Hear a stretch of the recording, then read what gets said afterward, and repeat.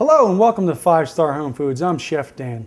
Thanks for joining me today in the 5-Star Kitchen for quick tips on how to tenderize your meat and get the most out of your marinades.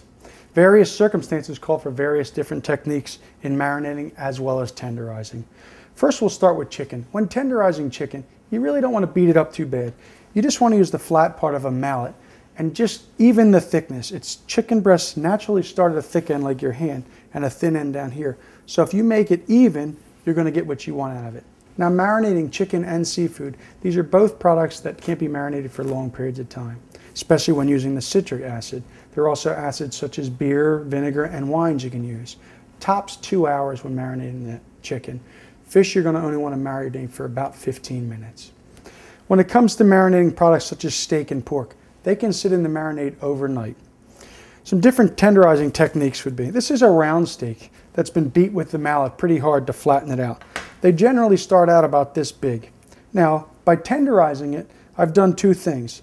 I've broken up the muscle tissue, which makes it tough to begin with, and I've also flattened it out and given it some pores to absorb a marinade. Pork, you really don't have to do much with the pork. You can just marinate that the way it is. But tenderizing. Now, tenderizing a steak such as a London broil or a flank steak, these are steaks that have long muscle tissues and usually have some type of silver skin going through them. So what I like to use with this product is a different type of tenderizer. This has different forks in it that go through, penetrating it, each cut, which is going to cut the muscle fiber, which is going to give it a nice tender piece. You're also going to cut this on the bias very thin to make it tender. Now, when marinating meats, you want to put them into a Ziploc bag. This happens to be our Asian marinated flank steak, which can be found on their website today.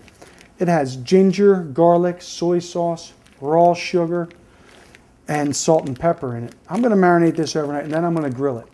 I also want you to know, you don't need to throw out your marinades when you're done. All you need to do is bring them up to a boil, and by bringing them up to a boil, you're going to kill out any bacteria that could be left in it. You can also use them as a gravy for when you're finished.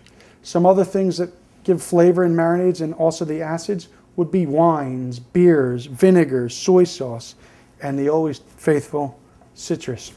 Also throw some fresh herbs into any of your marinades and they make them great. Try our pre-marinated products on our website to add flavor to your dinner table